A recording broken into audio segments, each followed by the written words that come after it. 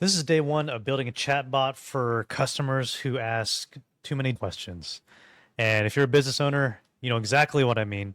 They'd rather text you or message you and wait for sometimes hours for you to respond instead of just taking 10 minutes looking at your website or your social media or even the emails that you send to get the information.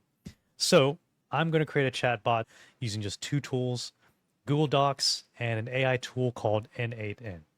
The first thing you need is a Google Doc with all the information that you want the chatbot to have. I'm going to use a business called Zookeet. They organize really big dance events in the DC, Maryland, Virginia area. She does a really good job of having a lot of thorough information. This is the frequently asked questions page. And so what I did was I copy and pasted all this information into the Google Doc.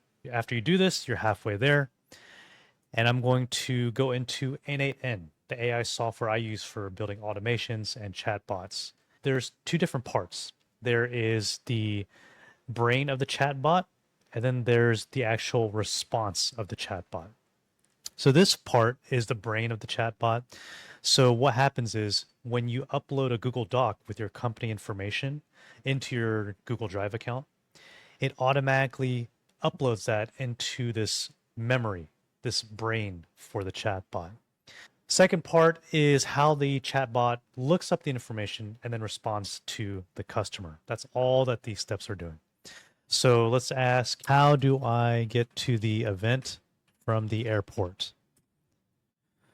So when a customer asks this question, this automation looks up the information we upload in the Google Doc, and then it will create an answer. To the event from the airport, it's best to fly into Washington IAD, and it gives like a lot of this information about rideshare and taking the metro and stuff like that.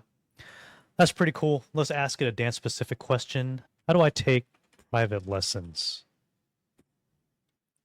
To take private lessons, you need to contact the artist directly through social media platforms such as Facebook and Instagram.